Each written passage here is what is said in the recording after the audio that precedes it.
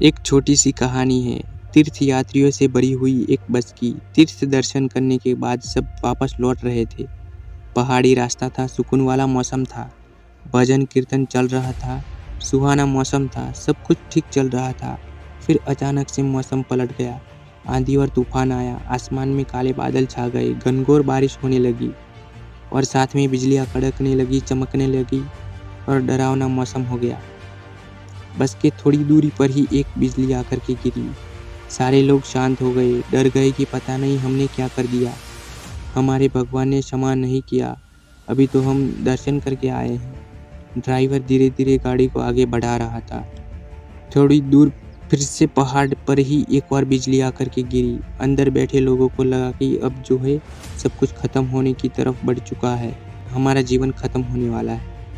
तीर्थ दर्शन करने आए फिर भी हमारा पाप माफ नहीं हुआ, अब हम मरने वाले हैं। ड्राइवर ने बस को साइड में लगा दिया और फिर यात्रियों की तरफ आया और कहने लगा कि मैं आपसे एक बात कहना चाहता हूँ, छोटा मुँह बड़ी बात। लेकिन मुझे ऐसा लगता है कि आप सब दर्शन करके आए हैं, लेकिन आप सब में अभी भी एक ऐसा शख्स बैठा है जिसके पाप प्रभु ने माफ़ नहीं किए हैं और आज उसका जाना तय है। अब उस एक शख्स के चक्कर में बस पर भी बिजली गिर सकती है, तो मुझे ऐसा लगता है कि एक टेस्ट कर लेते हैं। वो सामने जो पेड़ दिख रहा है, सब एक एक करके जाते हैं और उसको वो छू कर आते हैं। जो भी वह शख्स होगा जिसको प्रभु ने क्षमा नहीं किया, उसके ऊपर बिजली गिरेगी और उसकी जान चली जाएगी। कम से कम बाकी लोगों की जान तो बच जाएगी। सब ने हाँ में हाँ भर दी। तो चलो इसको शुरू करते हैं। एक के चक्कर में सब क्यों मरे?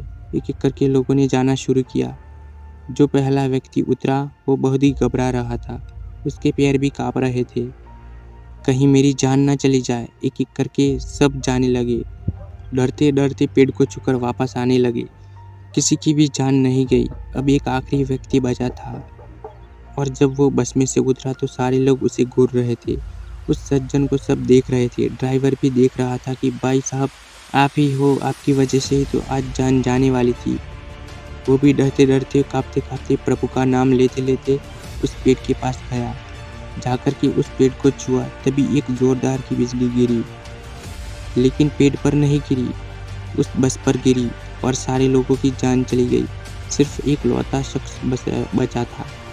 उनकी वजह से उन सब की लोगों की जान बची हुई थी।